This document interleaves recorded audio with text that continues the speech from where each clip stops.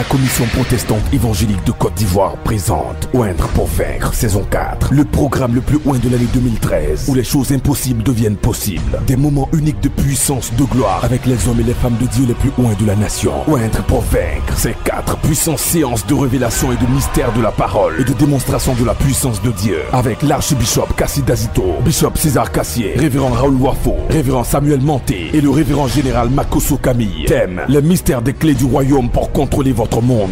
Oindre pour vaincre, saison 4. Un événement bouleversant à vivre absolument à l'église de la bénédiction à Djamé 220 en face du 7e arrondissement. Infoline 04 68 40 40. Entrée gratuite.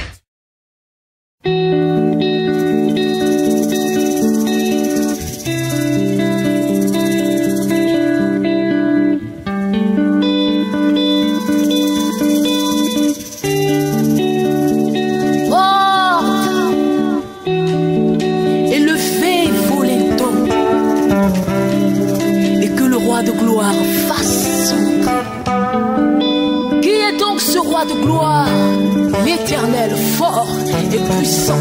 Voici. Oindre pour vaincre. Normalement, c'est quelque chose pour lequel nous ne devons pas prier et prêcher, parce que oindre pour vaincre, c'est un message. Mais le problème, c'est que quelqu'un a dû constater quelque chose. L'onction qui devait nous emmener à vaincre nous fait rencontrer des échecs. Il y a les thèmes de révélation qui te poussent à trouver du temps pour être là. Et je vais bénir encore le révérend Makoso. Je veux qu'on acclame très fort sa vie. Que Dieu te bénisse, révérend. Que Dieu bénisse tous les organisateurs. Que Dieu vous bénisse abondamment. Alors ce matin, j'ai dit quelque chose à quelqu'un que je voudrais dire ici. Quand je lui ai dit que je viens parler de l'onction, il m'a dit: je ne crois plus en l'onction. Parce que je sais une chose, c'est que je suis oint, mais rien ne change autour de moi. Les mêmes humiliations continuent. Les mêmes moqueries, la même pauvreté. Moi, je ne crois plus en l'onction. Mon église ne s'agrandit pas. Je n'ai même plus l'onction. Gloire à Dieu. Je voudrais répondre comme je lui ai répondu ce matin à quelqu'un. L'onction n'est pas forcément caractérisée au nombre de membres que vous avez. L'onction n'est pas forcément caractérisée à la voiture que vous roulez. L'onction n'est pas forcément caractérisée à la maison où vous dormez. Écoutez-moi très bien. Il y a des personnes qui pensent que parce que Dieu va lentement avec eux, c'est qu'ils n'ont pas l'onction. Regardez, depuis la Genèse, tout ce que Dieu a créé rapidement est vite mort. La Bible déclare que Genèse a déclaré que Adam est né barbu, il a échoué. Jésus-Christ est né enfant, il a réussi. Adam est né grand, sans connaître les étapes de la maturité, les étapes de la croissance. Notre Dieu est un Dieu de progression. Ce n'est pas un Dieu de précipitation. Gloire à Dieu. C'est pourquoi ce matin, si un homme de Dieu est là et qu'il ne voit pas les choses bouger comme il veut, qu'il attende.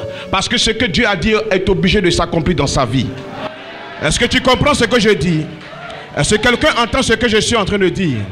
Je suis en train de te dire, ne regarde pas la maison que tu as pour dire que tu n'es pas un ou tu n'as pas l'onction. Parce que ce n'est pas la maison qui fait du roi un roi, c'est le roi qui fait d'une maison un palais royal. Je déclare dans ta vie qu'à partir de ce ministère que tu as, une royauté s'élèvera. Si tu dis Amen, tu rentres dans cette prophétie. Alléluia.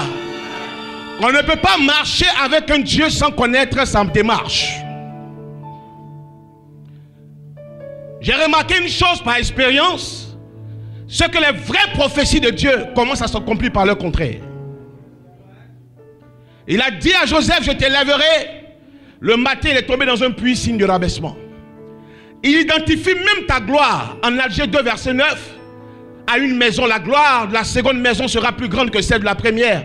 Mais pour tous ceux qui ont bâti une maison ou un ministère, ils savent qu'une maison, avant de monter, descend d'abord. Parce que Dieu prend le temps de fonder les fondements. Je vais dire à un homme de Dieu: attends le temps, parce que Dieu sait où il va t'envoyer.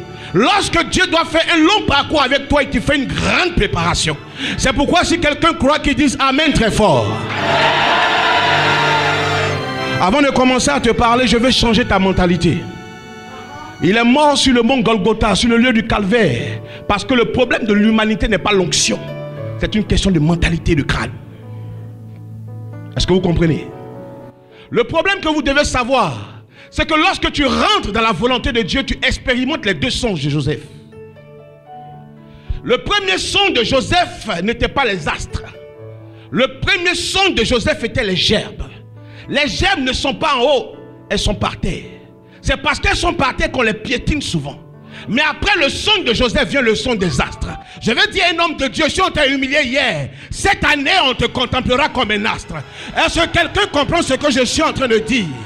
Je suis en train de dire que l'ordre des choses va changer après ce moment organisé par le révérend Camille Makosso. Alléluia. Si je parlais à quelqu'un de bénédiction, allait se lever et saisir cette prophétie.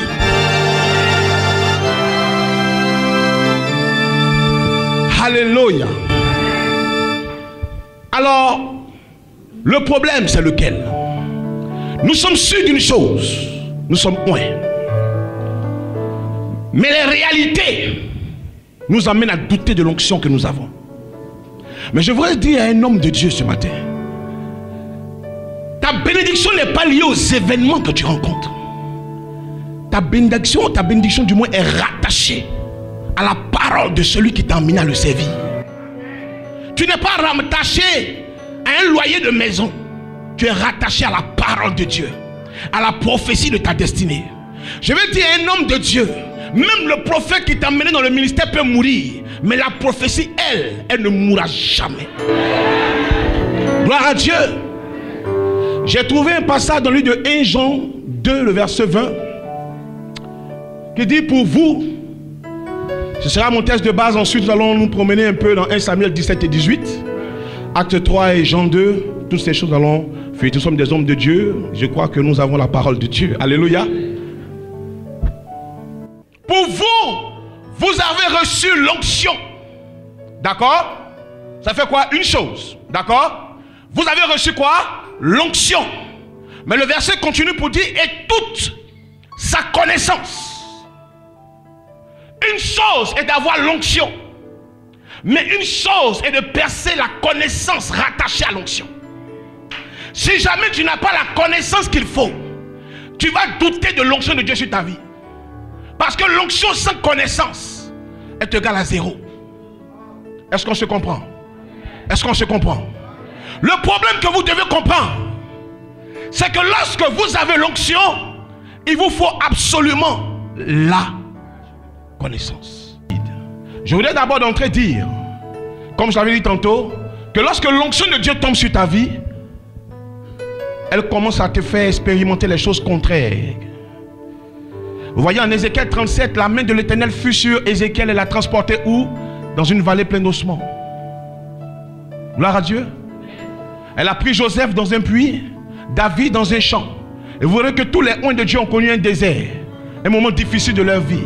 Frère, on a comme l'habitude de penser que si jamais tu n'as pas traversé un désert, tu n'as pas droit à la gloire. Oui, si tu n'as pas traversé un désert, tu n'as pas droit à la gloire. Ce qui fatigue un peu, qui fait penser qu'on peut être glorieux directement, c'est parce que souvent on a des modèles à qui on veut ressembler dans l'œuvre de Dieu, mais on ne connaît pas leur témoignage. Alléluia. Gloire à Dieu. Il faut qu'en tant qu'homme de Dieu, tu te prépares au temps des champs. C'est inévitable pour quelqu'un que Dieu veut envoyer loin. Le temps des humiliations, c'est inévitable. Il y a des moments où tu cries avec Dieu, où tu cries à Dieu, où tu pleures devant Dieu, mais tu as comme l'impression que tes prières ne sont pas écoutées. À tel enseigne, tu te demandes comment encore et quelle stratégie tu dois employer. Ce n'est pas une question de stratégie, c'est une question de principe de Dieu. Tous les grands hommes de ce monde ont une histoire.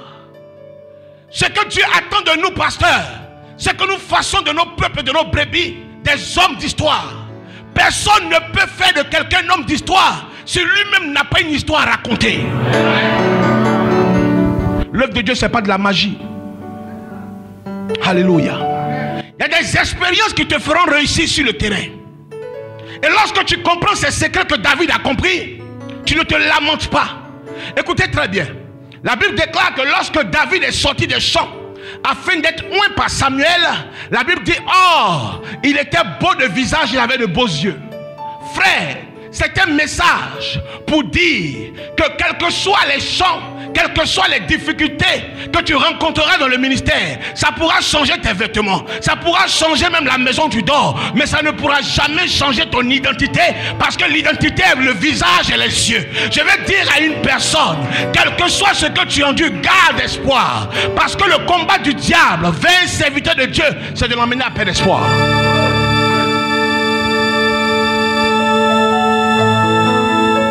Il a tout fait pour garder des beaux yeux et un beau visage, pour montrer qu'en fait il ne pleurait pas beaucoup, ne se lamentait pas beaucoup. Ceux qui pleurent beaucoup deviennent vilains. Si on a qualifié la beauté de David après les chants, c'est pour dire que malgré les chants, il n'y a pas eu de séquelles sur son identité spirituelle. Il est resté le même.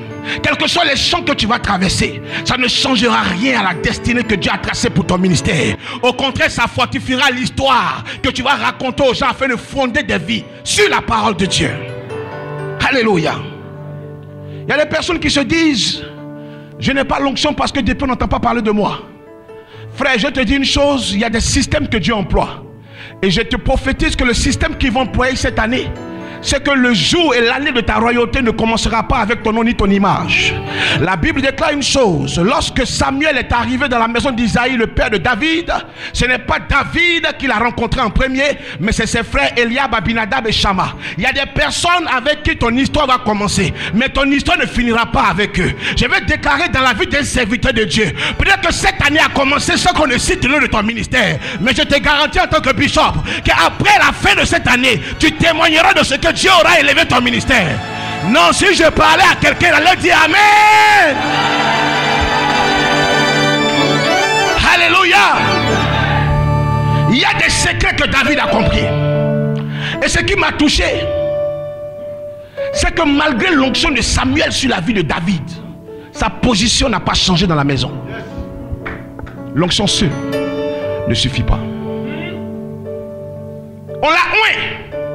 En temps normal, la vérité demande à ce que, après le départ de Samuel, que la position de David change dans son environnement.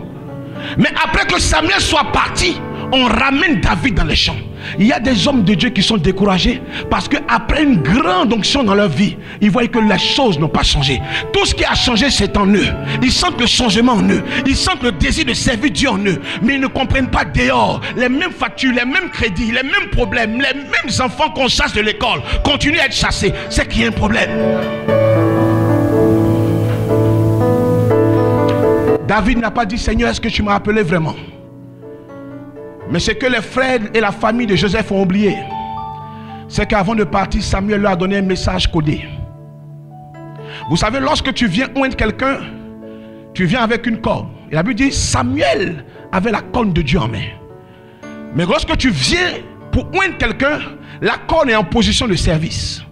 Ça veut dire que c'est le côté ouvert de la corne qui regarde la famille d'Isaïe. Mais la Bible finit le verset en disant, il s'en alla à Rama. Or, lorsque Samuel donne dos, ce n'est plus l'ouverture de la corne, mais c'est le côté pointu de la corne qui met en garde la famille d'Isaïe.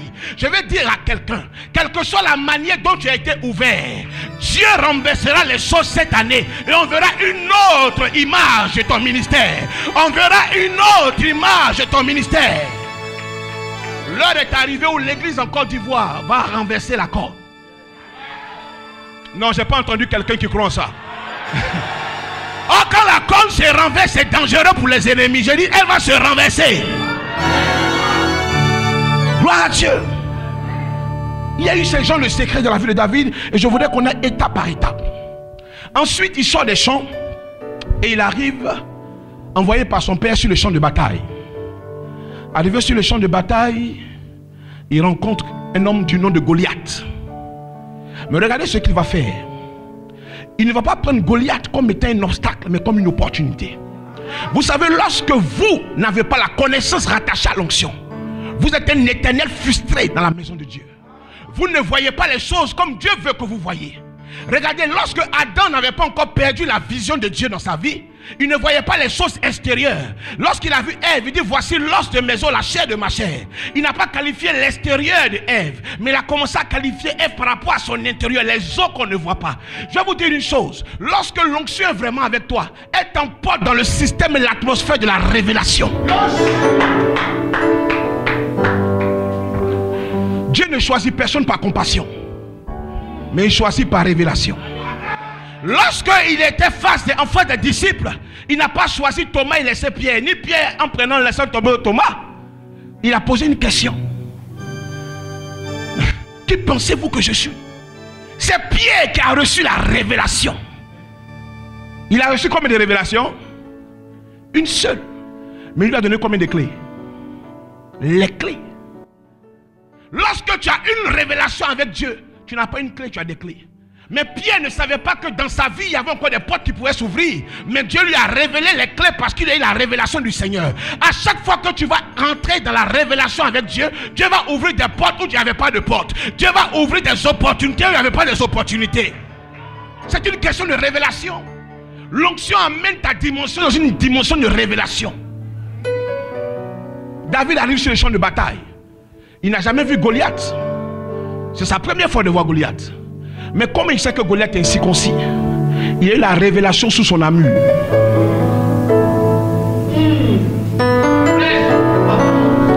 Il y a les choses que tu dois comprendre.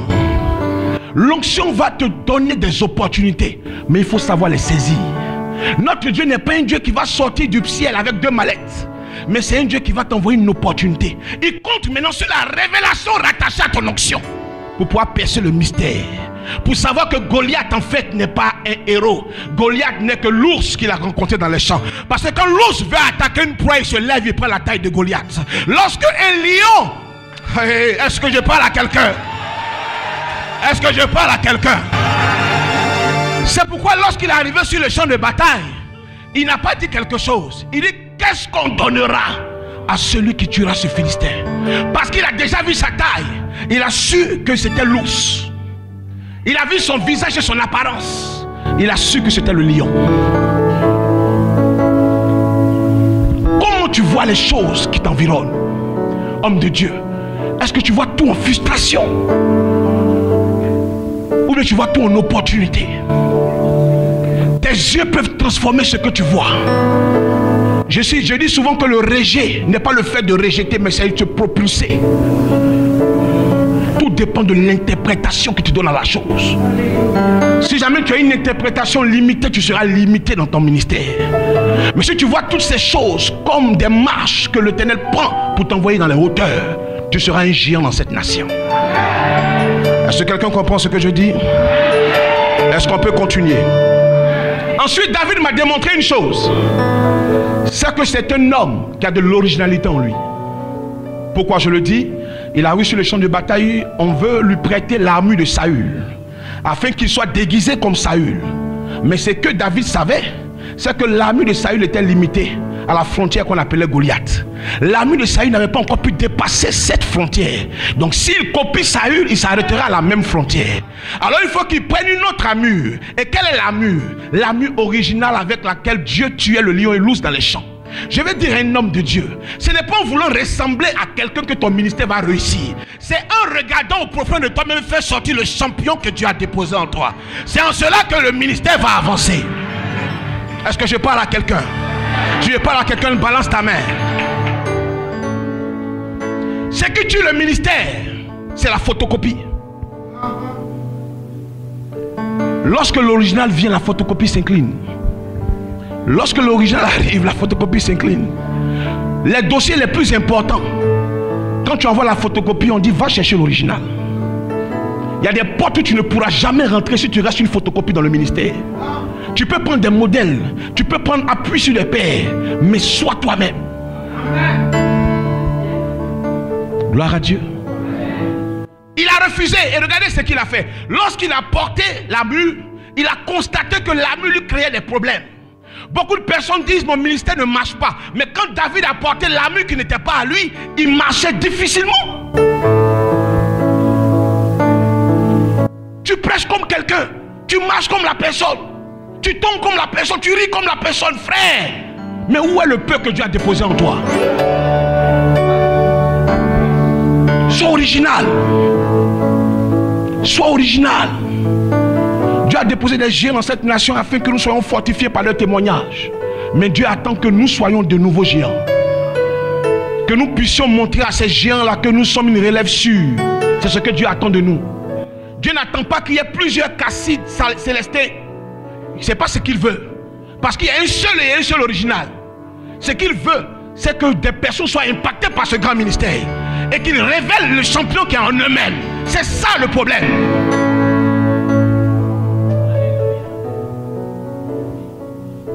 Est-ce que quelqu'un me comprend? Est-ce que quelqu'un me comprend? Nous allons continuer après l'originalité de David. Il y a une question qu'il a posée, que j'avais posée auparavant. Qu'est-ce qu'on donnera à celui qui tuera ce Philistin? Mais David, c'est Samuel qui t'a envoyé. Donc les choses que tu dois espérer sont au ciel. Tu as fait quoi avec ce qu'on va te donner sur la terre? Il dit, qu'est-ce qu'on donnera à celui qui renversera ce Philistin? Frère, si tu ne travailles pas avec une ambition, tu vas mourir pauvre. Tu ne travailles pas avec une ambition dans le ministère, tu vas mourir à cause de 12 500 francs de sérum. J'ai vu ça. Tu n'as pas d'ambition, tout au ciel. Mais je vais te choquer ce matin. Écoute-moi très bien.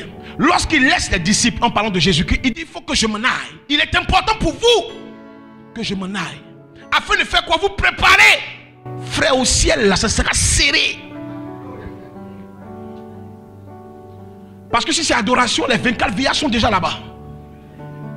Les 4 êtres vivants sont déjà en position. Ils ne peuvent pas te laisser la place parce que tu viens de la Côte d'Ivoire. Il dit, il faut que j'aille vous préparer une place. Parce que le championnat qui est ici est moins élevé que celui qui est au ciel. On peut continuer? Je parle de ces choses parce que nous sommes un pasteur. Dieu ne dépassera jamais notre mentalité avec nous. Lazare le pauvre est mort. Tout ce qu'il a reçu comme prophétie et accomplissement, c'est que les anges ne l'ont pas abandonné. Ils l'ont pris, ils l'ont fait monter. Mais sa position n'était pas pareille à celle d'Abraham. Le méchant riche est dans le feu. Mais lorsqu'il s'agit d'ouvrir la bouche et parler à quelqu'un, il parle à son collègue Abraham qui connaît la richesse comme lui. Il continue pour dire quoi? Il dit, envoie Lazare. Parce qu'il est pauvre. Frère, si on t'envoie ici, on rit de t'envoyer là-bas. Si on t'envoie sur la terre, si tu es au service des autres, tu ris d'être au service des autres là-bas. Frère, la Bible dit là-bas il n'y a que de la joie. Mais là-bas je t'annonce que Lazare allait à la boutique encore, met son doigt dans l'eau pour venir donner au gars. Et est-ce que je parle à quelqu'un? Est-ce que quelqu'un peut se déchaîner pour dire les choses doivent changer? On ne doit pas m'envoyer au ciel. J'ai souffert ici pour accéder là-bas. Qu'est-ce qu'on donnera à celui qui tuera ce Philistin? Frère, s'il s'agissait que de là-bas, le jour où tu as accepté Jésus, Jésus te prenait. Si tu as laissé, c'est pour que tu impactes la terre. Il y a des gens qui disent qu'un homme de Dieu avec une grosse voiture, ça c'est quoi? Tout ça c'est quel orgueil ça? Frère, c'est que tu n'as pas encore été enseigné sur l'orgueil. Parce que l'humilité et l'humiliation sonnent pareil, mais ce n'est pas la même définition. Alléluia. Gloire à Dieu. On va arriver sur ce domaine-là un peu plus bas. Parce que je pense que ces gens de réunion, son éminence et le révérend organisent ça pour que les chrétiens ne voient plus leurs enfants être jetés dehors pour problème de scolarité. Lorsque vous comptez les enfants qu'on mène dehors, il y a 4 des pasteurs sur les 5. Pourquoi? Pourquoi? Quand vous partez dans les hôpitaux, les personnes même qui meurent avec leur ordonnance sous le coussin, c'est les chrétiens. Je vais vous choquer ce matin.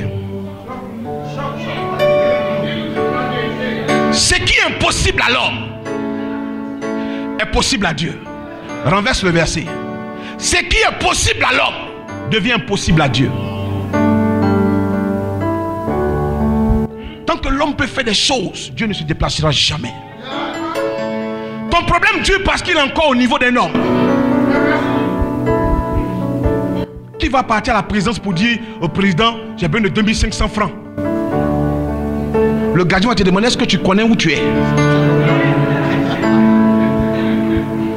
Et voici le genre de prière que nous faisons en tant que pasteurs. Nous condamnons la prospérité dehors et dans nos chambres, Seigneur. Mais le Seigneur il était là quand tu condamnais la prospérité dehors. Gloire à Dieu. Gloire à Dieu. À ce niveau de l'évangile en Côte d'Ivoire, les gens ont besoin de voir les fruits des choses. Jésus bénit, ils ont besoin de voir. Nous devons arriver à une dimension où les enfants doivent dire à leurs, où les parents doivent dire à leurs enfants, toi tu ne peux pas tout faire pour devenir pasteur. Il faut qu'on arrive à ce niveau. Il faut qu'on arrive à ce niveau. Non, j'entends pas quelqu'un. Je dis il faut qu'on arrive à ce niveau. On va revenir là-dessus. Alors il rentre sur le champ de bataille. Et la Bible enseigne qu'il prend 5 pierres dans le torrent. Alors nous avons déjà dès le départ dit que les 5 pierres étaient le nom de Jésus.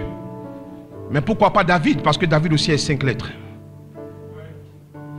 Je pense qu'on va aller un peu en profondeur et comprendre que ces 5 pierres sont les 5 personnages à rencontrer, que David a rencontré pour que sa vie change. Le premier personnage qu'il a rencontré, c'est Samuel, l'esprit de la consécration et de la prière. Un pasteur sans fondement de prière est un pasteur vide. Parce que dans la réussite d'un homme de Dieu, il y a 10% d'intelligence et 90% de prière. S'il n'y a pas la prière dans ta relation avec Dieu, c'est zéro. La deuxième pierre était le symbole de Saül, qui était le caractère du service. Malgré l'onction sur la vie de David, il restait humble et jouait de la harpe pour Saül. Donc même si effectivement ton onction dépasse cette salle, l'humilité doit te caractériser. La troisième pierre était la pierre qui symbolise l'obstacle qui devient une opportunité, Goliath. Alors il rencontre Goliath qui était un obstacle, mais il voit Goliath en opportunité. Parce qu'il s'est souvenu que lorsque Samuel l'a oint, il a oint sans lui donner une couronne. Mais lorsqu'il a vu la tête de Goliath, il a su que sa couronne était sur la tête de Goliath. Le problème, c'est qu'il faut savoir comprendre les choses selon la connaissance que l'onction te transmet. Alléluia. La quatrième personne, ou du moins le quatrième personnage, j'ai parlé de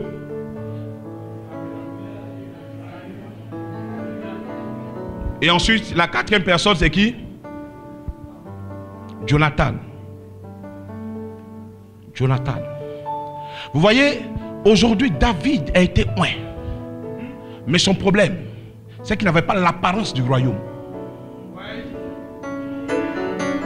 Vous lirez plus loin que Jonathan a donné sa tunique et sa ceinture afin que son image change. Dieu attend que votre image, pasteur en Côte d'Ivoire, change.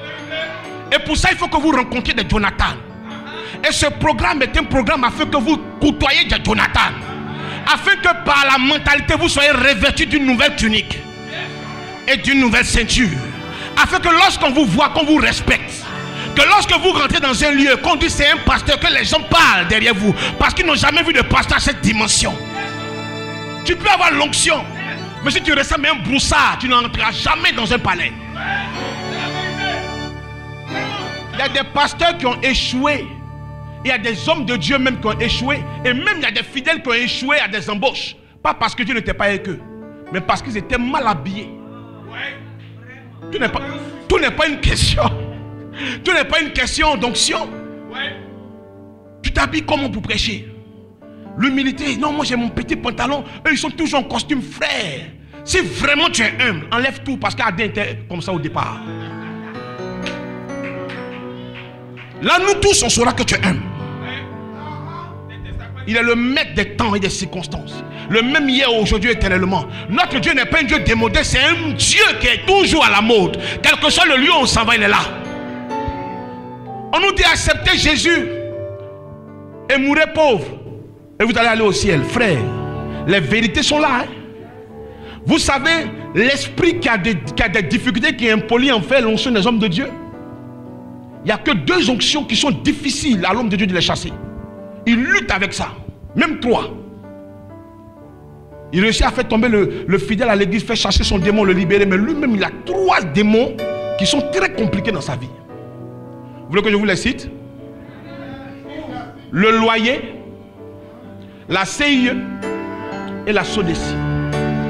Ces 3 démons-là, le pasteur est inefficace souvent. Il est obligé de dire aux démons, franchement, prends la maison, moi je m'en vais ailleurs. Il y a certains ici même, ils ne savent pas. Ils sont venus ici pour se cacher de ça. Oui, quand ils sont là, ils appellent. Ils sont venus, la moto est là ou mais la moto est partie. Parce que quand on dit la moto, c'est un code. On est tous passés par là. Tu es couché dans la chambre. C'est la CIE. Tu entends, mais tu es comme ça. Tu ne peux pas répondre, mais tu réponds, tu amènes quoi? Dès que tu réponds, on débranche tout. On s'en va même avec la niche, tout, on s'en va avec ça. Quand tu as vécu la vraie pauvreté, il y a des évangiles que tu ne peux pas accepter même à la télévision. Vous comprenez? Moi, quand j'ai accepté le Seigneur, mon père m'a rejeté. J'ai été élevé par des Apolloniens. Pourtant, je suis guéri de Bangolo. Vous comprenez? Et quand je suis revenu à Abidjan, j'ai fait 7 ans pendant que j'administrais sans eau courante et sans électricité. Il n'y avait même pas, serait-ce qu'un tabouret dans mon salon. Tous les hommes de Dieu qui m'ont côtoyé savent ça, les Jean-Marie Domo et tout le monde. Quand ils venaient, on s'arrêtait. Il n'y avait pas de poster ni de cadre dans mon salon. Il n'y avait que mes affiches. Mais je savais une seule chose, c'est que ma vie n'était pas rattachée à tout ça. Mon ministère n'était pas rattaché à tout ça. C'était rattaché à la promesse de Dieu sur ma vie.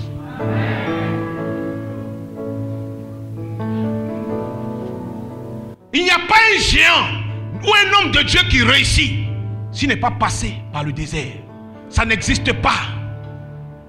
Il n'y a pas un homme de Dieu qui connaît une élévation s'il n'est pas passé par le désert. Ça n'existe pas. Il y a 2 catégories d'hommes de Dieu. Ceux qui s'inventent un témoignage et ceux qui ont un témoignage. Quel est ce témoignage où tu es le seul qui peut répondre oui? Il n'y a pas de témoin. Personne ne peut attester. Tu donnes des témoignages d'un autre pays. Ici, là, qu'est-ce que Dieu t'a fait traverser? Alléluia. Gloire à Dieu. Gloire à Dieu. Alors je voudrais vous conseiller avant de continuer mon message. Ne jugez jamais quelqu'un sans le connaître réellement. Parce que Dieu n'est pas influençable. Si Dieu élève quelqu'un, c'est parce que Dieu a trouvé les caractères d'élévation dans cette personne. Alléluia. Si tu veux qu'on t'acclame un jour, apprends à acclamer les autres. Si tu n'acclames pas les autres, on ne t'acclamera jamais. Il y a des personnes qui sont frustrées de l'élévation de leur ami. Mais quand viendra ton tour aussi, on dira que c'est de la magie, c'est du fétiche. Je ne comprends pas les pasteurs aujourd'hui. Il y a un problème, c'est que nous prêchons la gloire.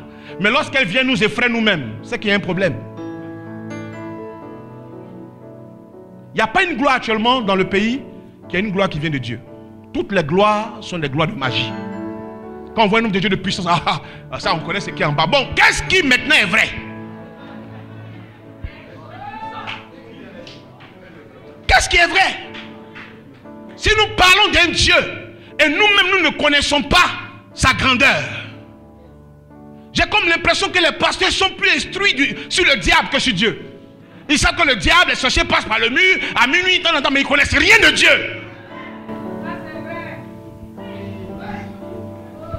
L'ennemi a créé sur cette terre, ce n'est pas le diable, c'est Dieu. Si le diable ferme, Dieu peut te sauver. Si Dieu ferme ce marathon-là, il sera très grand. On peut continuer? Donc voici le 5e personnage, c'est le personnage de Nathan, qui est le symbole de la conscience. Il faut que tu aies quelqu'un pour te parler. Quelle que soit ta taille, il faut te rabaisser pour écouter. Quelle que soit ta taille, il faut avoir des pères qui vont te conseiller. Sinon, quelle que soit l'onction, tu es déjà perdu d'avance. Parce qu'il y a des choses que l'onction ne pourra pas t'aider à surmonter. Il n'y a que l'expérience des pères qui te permettra d'y arriver. Est-ce que vous comprenez ce que je suis en train de dire? On va avancer. Maintenant, ce qui m'a... Et je veux qu'on rentre un peu. David a tué le lion et l'ours dans les champs avec une pierre. Mais le problème, c'est que pour tuer Goliath, la pierre qu'il a tuée n'était pas une pierre simple, mais une pierre mouillée. Le problème, c'est qu'il y a des personnages, des obstacles que tu vas rencontrer. Si jamais ta pierre n'a pas connu la profondeur de la révélation de la parole de Dieu, tu ne pourras jamais aller au-delà de ces obstacles. La pierre dans les champs était une pierre sèche. Mais Goliath était un adversaire féroce. Il fallait qu'il prenne les pierres dans le torrent. Qui peut se promener avec une axe sans flèche? C'est une bêtise.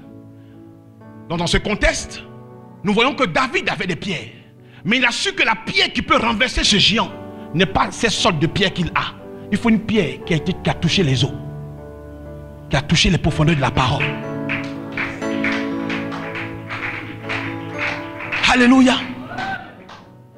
Et comment il fait pour prendre la pierre? Il s'abaisse. Mais après, quand vous lisez bien votre Bible, après que David s'est abaissé, le combat a changé d'atmosphère. Parce que Goliath a commencé à avoir des hallucinations. Le problème, c'est que lorsque vous acceptez de vous abaisser en tant qu'homme de Dieu, vous ne faites que faire apparaître le géant des géants qui est l'Éternel des armées. Mais si jamais vous ne vous abaissez pas, l'Éternel n'apparaîtra jamais. Donc vous prenez la gloire des hommes, mais à l'heure du combat, vous combattez seul.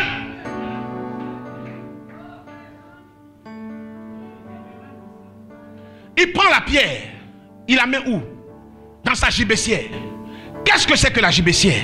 La gibecière est un sac fait en peau. Et les animaux qui ont marqué David à son époque étaient le lion et l'ours. Donc la gibecière de David dans ce contexte-là était faite de peau de lion et de peau d'ours. Mais vous savez une chose, c'est que la peau ne perd pas son odeur. Elle perd cela au fil des années, elle a toujours la même odeur.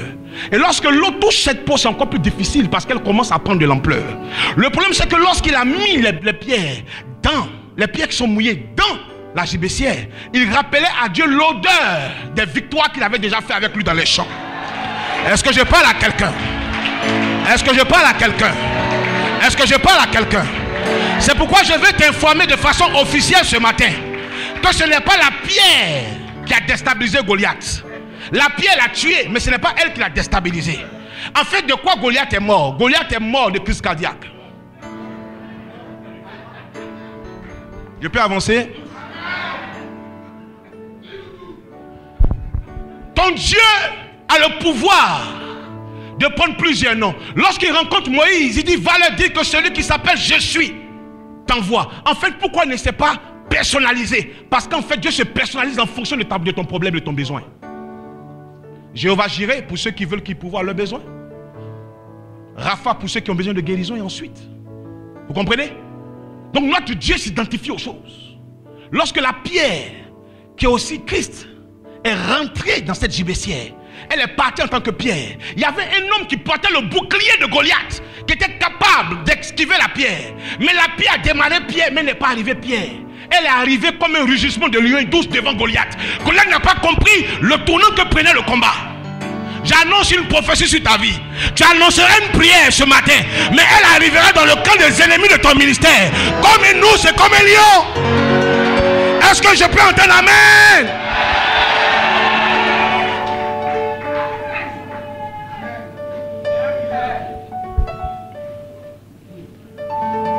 Ensuite, il met la pierre.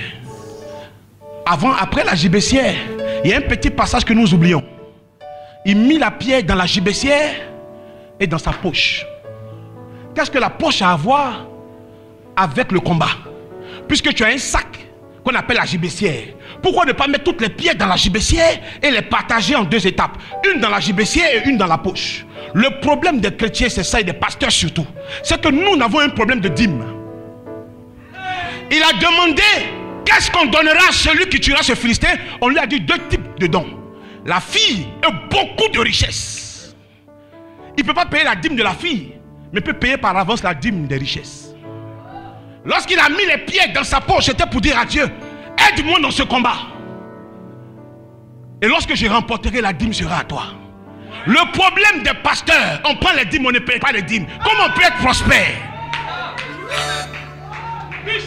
Tu ne vois jamais quelqu'un venir frapper à la porte d'un père pour dire aujourd'hui soir là, il n'y a pas un problème de prière, il n'y a pas un problème où on veut m'arrêter, il n'y a pas un problème où quelqu'un me menace. C'est juste pour venir payer ma dîme.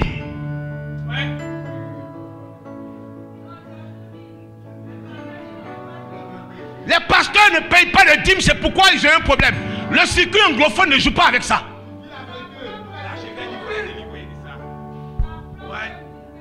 Alléluia. Ne jouez pas avec le chiffre 10. Lorsque Sodome et Gomorrhe doit être détruit, la conversation entre Dieu et Abraham n'est pas descendue en dessous de 10. Il n'a pas dit à 9 personnes. Il s'est arrêté à combien? Il ne descend plus. Il faut que tu apprennes à payer ta dîme. Est-ce que je parle à quelqu'un? Est-ce que je parle à quelqu'un? Est-ce que je parle à quelqu'un? Enfin, ce matin, je suis venu vous expliquer pourquoi il y a cette chose que vous remarquez. Et vous démontrer que cette chose n'est pas un abandon ni un manque d'onction, mais c'est une démarche de Dieu dans votre ministère. Il prend la pierre et met dans la fronde. La fronde était un instrument qui demande que la pierre parte d'abord en arrière. Et ensuite, elle fait le tour de car et elle part. Et ça, c'est ce que nous rencontrons en tant que pasteurs ou de Dieu dans notre ministère.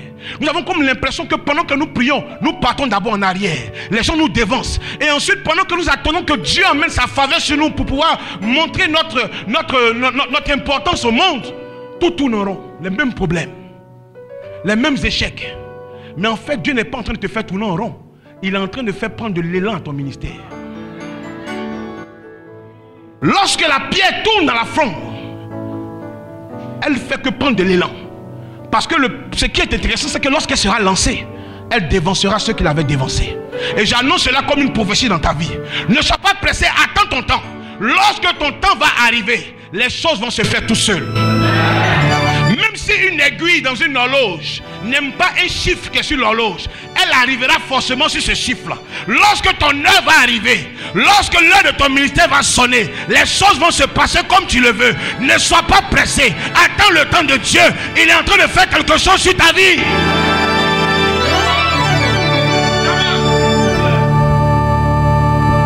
Il me reste 15 minutes, on va accélérer. Ensuite, il y a quelque chose que je voulais partager avec vous dans l'histoire de David. Au verset de 1 Samuel 17, verset 40, la Bible dit, il prit son bâton et alla vers le Philistin. D'accord? 1 Samuel 17, verset 43 dit, Goliath pose la question maintenant à David.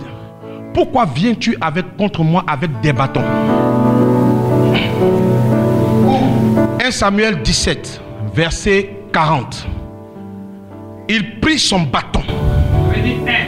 Et Goliath, maintenant, à 1 Samuel 17, verset 43, dit, pourquoi viens-tu contre moi avec des bâtons? En fait, à ce stade, il ne voyait pas encore flou, révérend. À ce stade, il avait percé, Dieu l'avait transporté dans un ministère de révélation. En fait, qu'est-ce qui s'est passé? Ce qui s'est passé, c'est ce qui se passe jusqu'à aujourd'hui. Souvenez-vous de la transfiguration. Pourquoi Dieu a déplacé Moïse et Élie vers Jésus?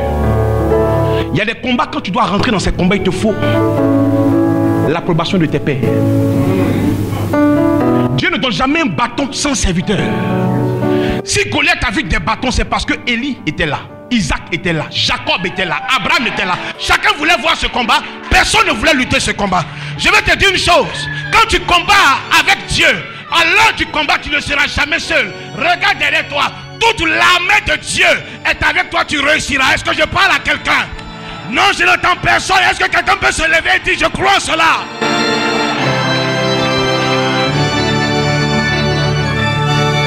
Alléluia. Les gens ont demandé à Jésus, comment pouvons-nous prier pour être exaucés? La prière commence par notre Père qui est dans les cieux. Notre Père, pas Quadio, mais qui est dans les cieux. L'importance du Père spirituel dans la vie d'un ministère, c'est très important. Gloire à Dieu. Dieu appelle Samuel. Samuel entend la voix, mais il part vers Élie. Dieu l'appelle une deuxième fois. Il va vers Élie. Mais pourquoi Dieu appelle Samuel et Samuel va vers Élie? Parce que Dieu a pris la voix de Samuel pour appeler, la voix d'Élie pour appeler Samuel. Dieu ne prendra jamais une voix pour te parler si ce n'est que la voix de ton mentor, de ton père spirituel. Et regardez maintenant comment Élie va sauver Samuel. Il dit, si jamais il te parle, dis ton serviteur écoute, parle. Mais qui donne le secret de l'ouverture du ministère de Samuel? Élie. Or, Élie est déjà fatigué. Même dans son fatigué, Dieu est un Dieu de hiérarchie. Il y a des dimensions que tu n'atteindras jamais sans la clé de ton Père. Le problème que nous avons ici, c'est un problème de Père spirituel. Mais aussi, il faut dire qui est le Père. Le Père, c'est celui qui a les 5 attributs. Le premier attribut du Père, c'est ce que vous rencontrez chez vous à la maison. Lorsque vous rentrez à la maison, le papa, l'enfant est content de voir le Père, mais en fait, il regarde dans la main du Père. Qu'est-ce que le Père envoie? Le Père, c'est celui qui ne prend pas trop d'abord, mais en premier qui donne. De l'amour, qui donne comme ce programme, qui donne leur argent, qui donne de leur temps, pour qu'on ait ce programme-là entre nous pour pouvoir s'édifier. Ça, c'est le Père. Et ensuite, le deuxième attribut, lorsqu'il donne le cadeau à l'enfant, il soulève l'enfant. Il le détache d'un point A vers un point B. Le Père dans ta vie doit faire ce que Samuel a fait. T'enlever dans les champs et te faire asseoir à la table des rois. Un Père, lorsqu'il rentre dans ta vie, tu dois sentir qu'il y a une amélioration. Toi qui étais minimisé hier, tu es en avant aujourd'hui. Le troisième attribut, c'est que lorsqu'il te soulève, il le met sur sa poitrine. L'enfant peut vomir, il ne se fâche pas, il ne le maudit pas. Il est su et il le met encore. Alléluia. Il peut arriver un temps où les enfants peuvent vomir sur le papa. Mais parce que le papa a la connaissance que c'est normal, il ne maudit pas, il le suit simplement. Et puis il dit à l'enfant, ne fait plus ça. Le quatrième attribut du Père, afin d'assurer la relève, il prend l'enfant et le regarde dans les yeux pour lui communiquer la vision, afin qu'il ne se perde pas dans la vie du ministère. Lorsque tu croises un vrai Père, il te communique la vision de géant. Lorsque tu croises un vrai Père, il te construit, il te donne des choses, il te donne des clés. Et la cinquième, ou du moins le cinquième attribut, c'est en cela que je reconnais que son éminence Cassie est un Père pour cette nation. Le Père te met maintenant sur le coup, afin que tu voies là où tu n'as jamais vu.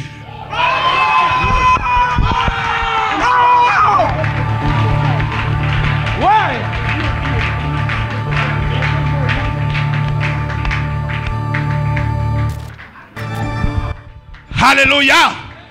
Est-ce que quelqu'un peut applaudir très fort le Seigneur? Alléluia. C'est pourquoi je vais choquer quelqu'un maintenant. Je suis en train d'aller vers la fin de mon message. Ce n'est pas les eaux d'Élysée qui ont ressuscité le mort.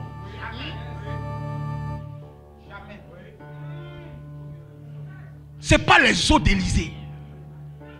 Les eaux d'Élysée ont reçu l'onction d'Élie. Mais Élysée n'a pas pu transmettre l'onction d'Élie à Géasi. Parce que Géasi s'est disqualifié par rapport à son comportement. L'onction d'Élie est restée en Élysée. Élysée est mort, mais Élie a été enlevé. C'est l'onction de celui qui n'est pas mort qui a réveillé celui qui était mort. Je déclare dans ta vie, si tu as un Père spirituel, même si tout est mort en toi, ce qui vit en lui va ressusciter ton ministère. Est-ce que je peux entendre quelqu'un dire Amen? Alléluia. Alléluia. Il y avait une façon de marcher pour traverser la mer Rouge. Tout le monde est derrière Moïse. Il n'y a pas quelqu'un devant Moïse. Tout le monde est derrière Moïse. Il te faut un Moïse dans ta vie. Lorsqu'Israël n'avait pas de Moïse, leur vie était une prophétie. Lorsqu'ils ont rencontré Moïse, la prophétie de 430 est devenue accomplissement. Je déclare dans ta vie que tu croises un homme ce matin qui va changer les cours des choses dans ta vie. Que tu croises un Père cette année qui va changer l'odeur de ton ministère. Alléluia.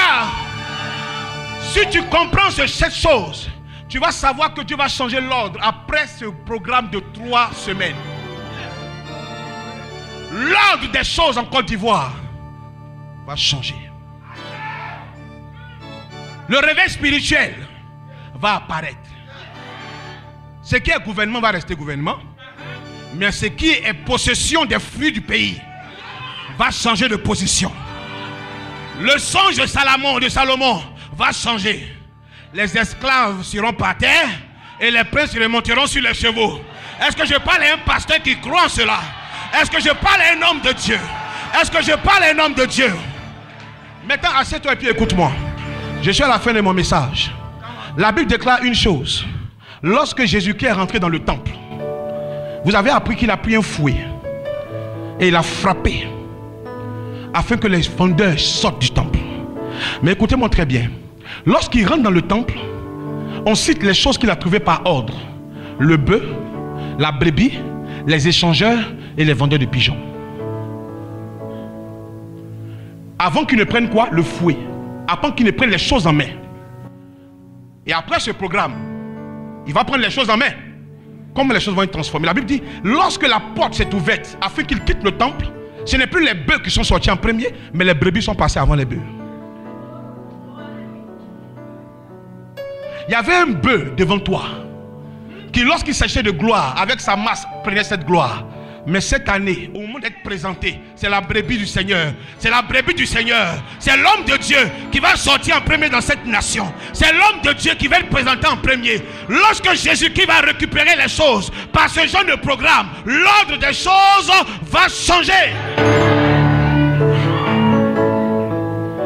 Quand ils sont sortis, Dieu ne s'est pas arrêté là. Jésus-Christ a parlé aux cieux échangeurs. Ça me rappelle une histoire.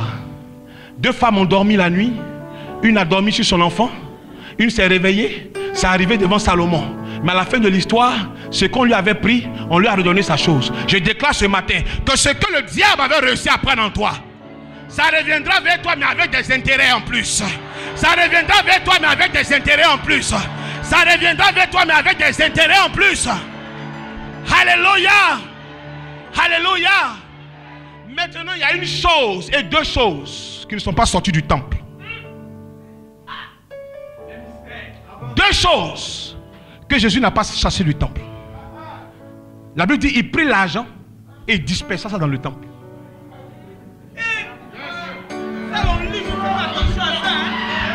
Ça veut dire les bœufs peuvent sortir, les brebis peuvent partir, les brebis peuvent partir du ministère.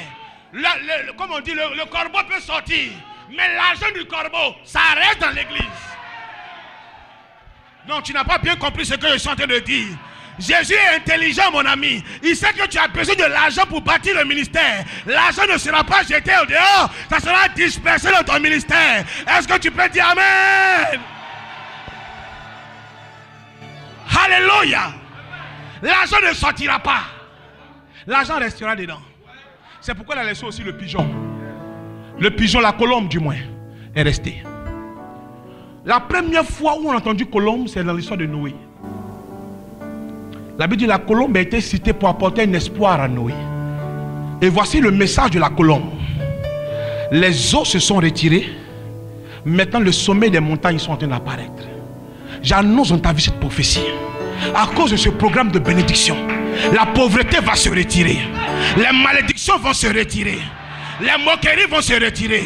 Non, je n'entends pas quelqu'un. Ça va se retirer. Ça va se retirer. Ça va se retirer. Ça va se retirer. Ça va se retirer. Regarde, si tu dis Amen, cela t'arrive. Ça va se retirer. Ça va se retirer. Ça va se retirer. Alléluia. Et le sommet des montagnes. Le sommet des montagnes. Le sommet des montagnes. Le sommet des montagnes va apparaître. Pourquoi? Parce qu'il y a longtemps tu n'entends plus la voix de Dieu. Or pour parler, Dieu dit monter au-dessus de la montagne. C'est au sommet de la montagne qu'on entend les instructions de Dieu. Cette année, Dieu va recommencer à te parler. Cette année, Dieu va recommencer à te donner des ordres pour le ministère. Il y a encore de l'espoir. C'est pourquoi il a pris le soin de renverser les tables. Je ne te passe pas d'une prophétie qui va se rétablir ou qui va s'écrouler après ce programme. Il y a des programmes où tu reçois la grâce. Mais quand le programme finit, automatiquement tu retombes dans les mêmes problèmes. Mais je t'annonce que la prophétie qui s'attache à ce genre de programme, c'est que Jésus-Christ renversera les tables. Je n'ai pas entendu quelqu'un. Pendant que tu dis Amen, les tables de la malédiction sont renversées. La table de la pauvreté est renversée. Ton ministère ne va plus mendier, mais ton ministère va donner aux gens. Ton ministère ne va plus mendier. Ton ministère va être un support. Ton ministère ne va plus mendier. Ton ministère va apporter aux gens. Si tu crois, dis Amen. Alléluia. Gloire à Dieu. Gloire à Dieu. Gloire à Dieu. Au plus haut des cieux. Il est plus haut que la pauvreté. Il est plus haut que les problèmes. Il est plus haut que les loyers. Il est plus haut que la sourdesse. Gloire à Dieu au-dessus des cieux. C'est pourquoi Pierre et Jean ont rétabli les pieds du boiteux de Acte 3. Parce que l'argent ne doit pas sortir du temple. Lorsqu'il a croisé le boiteux, la Bible dit, nous n'avons ni argent, ni or. En temps normal, la phrase qui doit continuer doit dire, ce que nous avons. Nous n'avons ni argent, ni or. Maintenant, Pierre fait partie, Jean, il dit, ce que j'ai. Tu n'as pas bien compris ce que je dis. On est dans le ministère. Mais on n'a pas la même taille. On est dans le ministère. On n'a pas la même expérience. On est dans le ministère. On n'a pas les mêmes choses. On n'a pas vu les mêmes choses. On n'a pas vu les mêmes gens de démons. Il dit si c'est pour lui dire qu'on n'a ni argent ni or, on est en groupe. Mais si c'est pour le faire lever, c'est à moi que Dieu a donné les clés. Cette année, il y a des choses qui vont se faire. Même il y aura aussi des distinctions. Même entre les pasteurs, il y aura aussi des distinctions. Il y aura des pasteurs de hauteur et des pasteurs de profondeur. Je déclare cela dans ta vie. Sois un pasteur de hauteur. Sois un pasteur de hauteur. Sois un pasteur de hauteur. On dit, il a pris l'aveugle, il a pris le boiteux, il a dit lève-toi, le boiteux s'est levé. Le boiteux ne voulait pas se lever. C'est pourquoi il a pris de force par la main. Parce qu'en fait, il mendiait à une porte stratégique. La porte où les VIP de l'église rentrent. La porte en or. Et je voulais donner ce message au pasteur. Pierre et Jean ne rentraient pas par les portes des mendiants. Ils rentraient par la porte en or. Il faut te considérer dans la vie. Il faut te considérer dans la vie. Quand on dit ici, là c'est pour les autorités, tu dis non, les chrétiens. Frère, tu as une autorité. On dit autorité, tu dis c'est ici, je suis une autorité. Est-ce qu'il y a une autorité ce matin ici? Alléluia. Est-ce qu'il y a une autorité ce matin ici? Pendant que tu dis amen, ce qui bloquait ta mentalité tombe.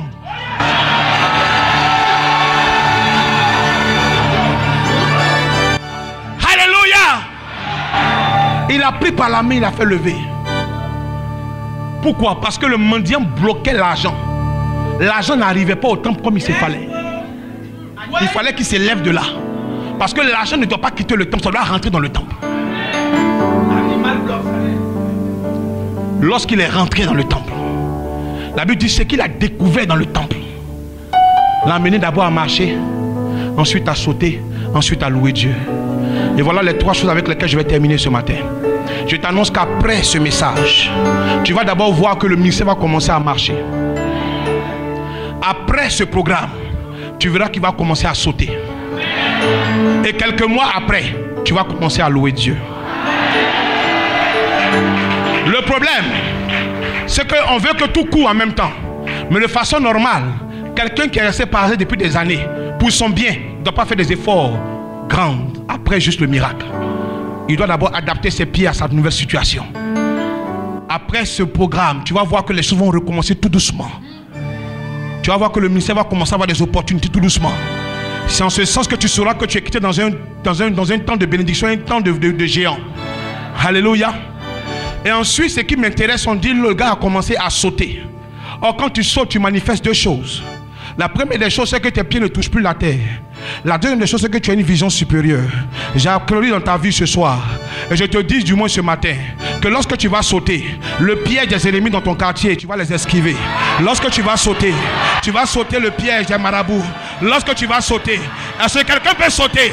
Est-ce que quelqu'un peut sauter? Est-ce que quelqu'un peut sauter? Est-ce que quelqu'un peut sauter? Quand tu vas sauter, la mort qu'on t'avait lancée, tu vas la sauter au nom de Jésus. Alléluia. Alléluia. Mais tu vois souvent, Quand il y a une clôture devant toi, tu es obligé de sauter pour voir ce qui est derrière la clôture. J'annonce à partir de ce matin, même s'il y avait un mur de Jéricho, ton saut te permettra de voir après le mur de Jéricho. Tu verras loin après le mur de Jéricho. Tu verras loin après le mur de Jéricho. Dis Amen. Tu sais pourquoi ça doit finir par la louange? Parce qu'on entend des musiques chez toi, mais ce ne sont pas des musiques de louange. C'est des musiques de lamentation. Lorsqu'on passe tout devant chez toi, c'est des musiques, des palabres entre ton mari et toi, entre ta femme et toi. Parce que l'argent du marché ne suffit pas. Le ministère est dur. Mais je t'annonce qu'après ce genre de programme, ils vont passer, mais il y aura une nouvelle sono, avec un nouveau CD. Ils vont commencer à parler de la gloire de Dieu. Est-ce que quelqu'un peut dire Amen? Est-ce que quelqu'un peut balancer les mains? Est-ce que quelqu'un peut balancer les mains? Alléluia! Il te faut l'onction, mais il te faut la connaissance. Il te faut l'onction, mais il te faut la connaissance. Le diable peut tout enlever, sauf ce que Dieu a placé en toi.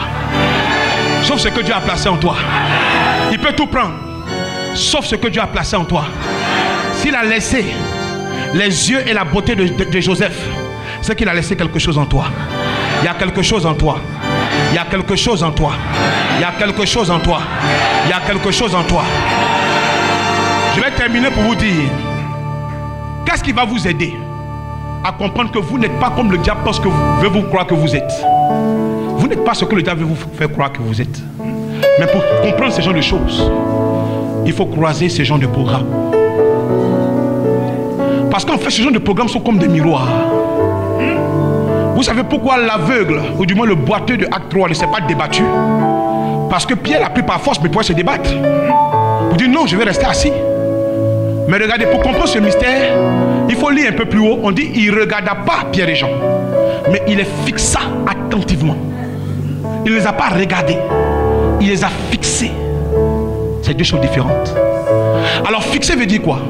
Ils ont regardé dans les yeux. Oh, je vous apprends que les yeux ont des reflets. En fait, qu'est-ce qui a permis au gars de Acte 3 de se lever? C'est parce qu'en regardant dans les yeux de Pierre et Jean, il a vu quelqu'un qui lui ressemble mais qui n'était plus boiteux. En fait, les yeux de Pierre et Jean sont devenus un miroir pour le gars. Ce soir, mets-toi dans cette dimension nouvelle et vois à quoi Dieu veut que tu ressembles. Que Dieu te bénisse.